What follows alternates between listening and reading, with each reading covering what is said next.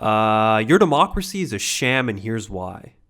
The vast majority of you watching this reside within what's known as a liberal democracy, and since the day you were born, you've been beaten over the head with the idea that this is what freedom looks like, that this is what democracy looks like, where the people truly govern themselves. Now, of course, as we grow older and we mature, we slowly come to recognize our democracy is flawed, but many of us still hold on to the idea that fundamentally, our liberal democracies at their core are truthfully democratic. And all we have to do is enact the right reforms here and there, and we'll successfully bring our flawed democracies in line with this democratic ideal. I'm going to take a giant shit on this idea. I'm going to go on to highlight that all of the ways in which your democracy is flawed, in which the people's will is consistently subverted in favor of the rich and wealthy, are not random accidents, but are emblematic of a deeper contradiction between liberal democracies and democracy proper. That liberal democracies at their core, stripped of all their rhetoric and theatrics, are nothing more than a class dictatorship, and that no amount of liberal reforms can change this reality. These are bold accusations, sir. I know, but I promise you, by the end of this video, you'll come to understand. And if not, you can @me on Twitter. Alright, before I start, let's get the definitions on the table so we know what the hell we're talking about. A democracy, in the clearest and truest sense, is rule by the people. The people are not subject to the will of a ruling elite or mad tyrant. Rather, the people rule themselves. This is an incredibly egalitarian form of governance, and it's an ideal liberal democracies insistently claim they represent. Liberal democracies can be understood as consisting of two key components: representative democracy and capitalism. The political sphere is marked by regular elections, where you get to go to the polls and vote some asshole to government who will, hopefully, represent you and your interests. Meanwhile, the economy is characterized by private ownership and control over the means of production, and the miserable bastards who don't own anything have to rent themselves out to these capitalists. Maybe next time work harder, dum-dums. Side note, already we're seeing a contradiction between democracy proper and liberal democracy. So, you can vote for who your president is or prime minister, vote for your federal and provincial representatives, but you can't vote for who your manager is. You can't vote for your CEO. Under liberal democracies, economic decisions are privately made, and these decisions are imposed on the people. Interesting. We're going to put a pin in this and come back to it later, but as I go through this video, I want you to keep this in the back of your mind. Alright, so when I say your liberal democracy is a class dictatorship, specifically a dictatorship of the capitalist class, what exactly do I mean? If you don't have a strong sense of what class is, I recommend you go watch my video on class, as these concepts build on each other, and it'll help in understanding this concept and this video. Right, so when I say class dictatorship, I'm not talking about some conspiratorial dictatorship where a secret cabal of capitalists meet up every Wednesday and set the agenda for the week. What I'm talking about is a very rational dictatorship that is founded on a political system that lends representation accordingly to those of wealth and capital. What this means is that individual capitalists are free to use their wealth and capital to pursue their material interests through the political system. There's no need for mass collusion across the entire class, just a rational pursuit of class interests. So what you find is that these avenues of influence are used to ensure the state ultimately protects and advances the interests of the capitalist class, regardless of what the majority, the working class, wants. The will of the capitalist class is imposed on the people. It's why you can have the overwhelming majority support this or that policy and not have it pass, or even up for a vote. It's why you can have the most unpopular pieces of legislation pass with absolute ease. Because it's not about whether or not the majority supports it. It's a question of whether or not the capitalist class supports it. Now, a quick point.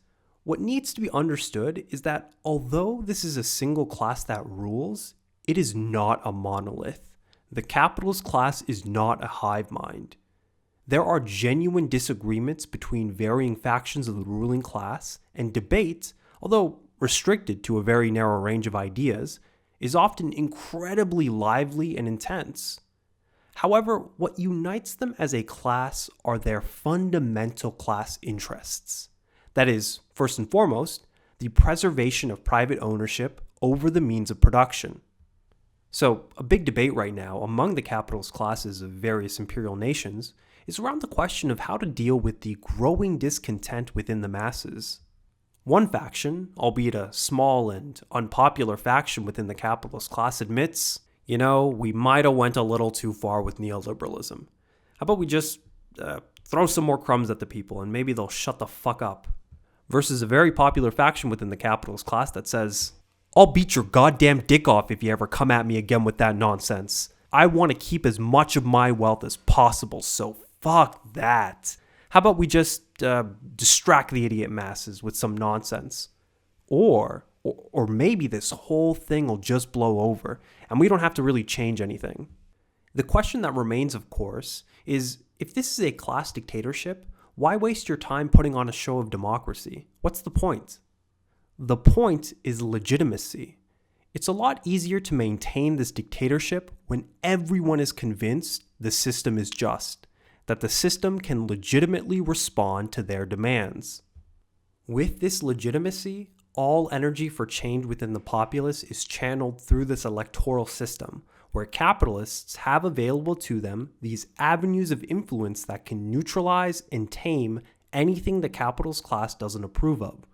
What's really important to note here is that these are non-violent methods of subverting the people's will. By cultivating this legitimacy, you encourage the people to channel their energy through the electoral process where you can non-violently tame their will. The last thing you want is the people taking up revolutionary methods of change, because the only way to deal with a revolutionary movement is overt state subversion. And these overt displays of violence are not popular and are only going to radicalize more of the populace against you. So, to ensure the stability of this class dictatorship, you need the people to believe the system is legitimate, steer people away from revolution, and keep explicit state violence to a minimum. In the original script to this video, I spent the majority of it meticulously outlining, one by one, and explaining all of the avenues through which the capitalist class impose their will. But I slowly came to realize I was beating a dead horse. These avenues of influence have been covered ad nauseum, and it's a reality most of us who are politically aware understand. Most of us recognize the role paid professional lobbyists play in writing our laws, swaying the votes of public officials, and providing the research our laws and regulations are based on. The majority of us recognize how absurdly expensive it is to run for public office, and to do so either means you have to come from the capitalist class or you must subject yourself to the interests of the capitalist class.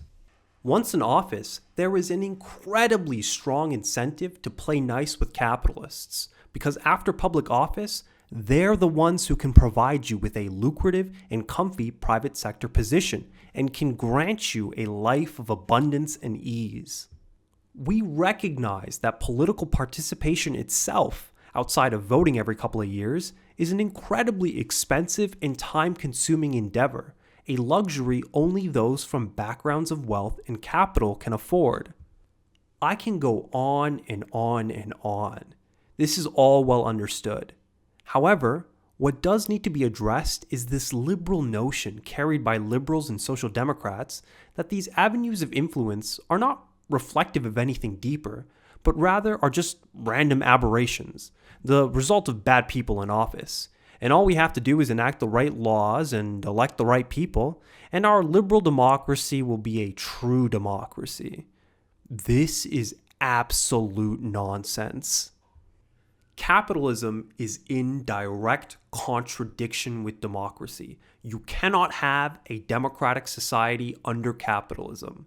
When the means of production, the means of subsistence on which everyone is dependent on, society at large is dependent on, when these are privately owned and controlled, these individuals are free to dominate society. To have a democratic society where the people truly rule themselves, you cannot have just the political sphere democratic.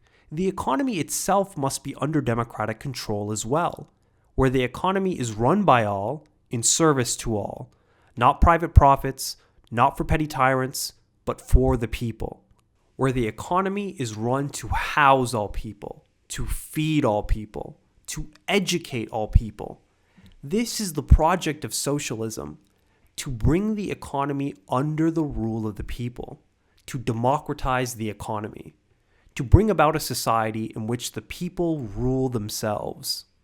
So, we now understand the root contradiction between capitalism and democracy. How are you to have a democratic society when the economy is privately run by an elite in service to an elite? Bringing this all back to the topic at hand, it's from this root contradiction where all other avenues of influence within our political system are free to spawn. This private economic power, wielded by capitalists, is used to coerce the political sphere into submission. That's a bit abstract, but a great example of this exercise of economic power is when companies like Amazon promise to bring jobs to the location most willing to ease taxation and regulatory laws. Because capitalists like Bezos privately dominate the economy and are the ones who can grant subsistence to the people in the political sphere are dependent on these petty tyrants. You can work for decades, tirelessly passing all of the laws and regulations required to outlaw every conceivable avenue of influence within our political sphere, but without the abolition of capitalism, without the abolition of private ownership over the means of production, the root of capitalist power remains, and all avenues of influence are free to reemerge once again. Look, I love what you're doing, but some of these laws are pretty authoritarian, restricting my freedom of speech and all. You know, if you don't roll back some of these laws, I'm going to have no choice but to move my business somewhere else. And it'd be a real shame if your economy tanked. All those poor souls thrown to the pits of poverty, all because of you. Tragic.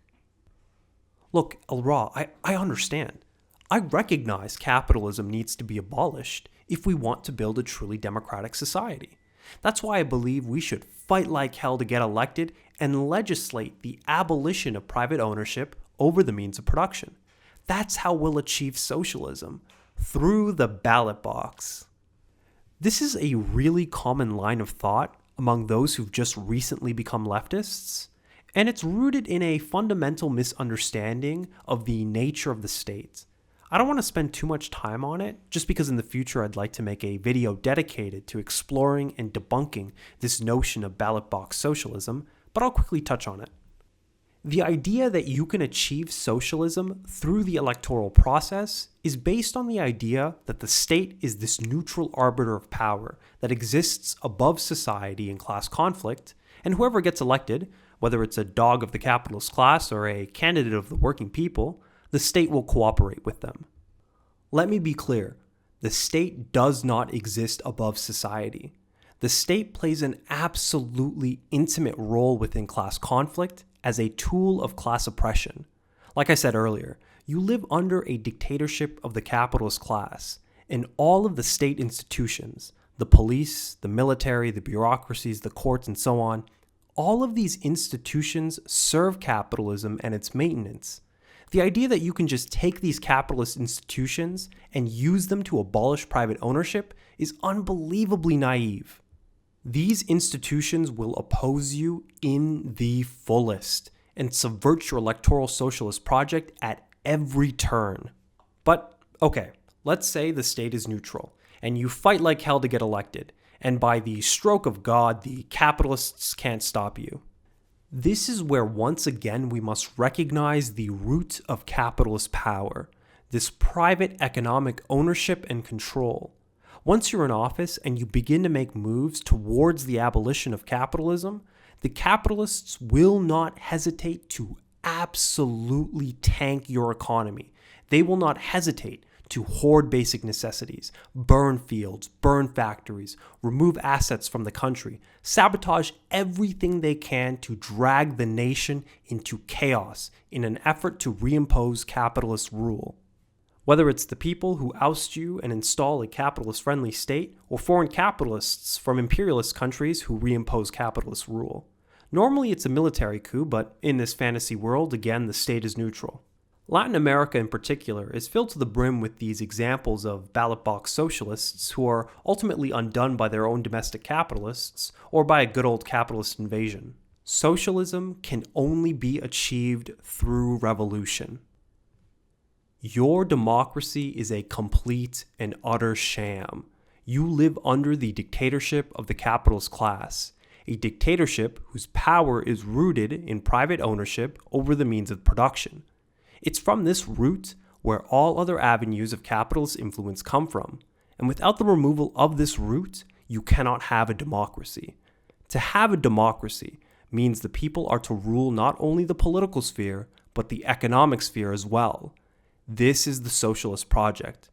And this socialist project, this project of democracy, cannot be achieved through bourgeois electoralism. The socialist project is a revolutionary project. I want to thank you all so much for taking the time to watch this video. It took me forever to write this script, just because I had like that entire section listing out all of the avenues of influence, and it just bogged down the entire script, and it was information that most people are like pretty aware of. I've also been busy with school, but we're moving into the summer now, so I'll have more free time. You can also follow me on Twitter, and lastly, of course, you can subscribe for more leftist content.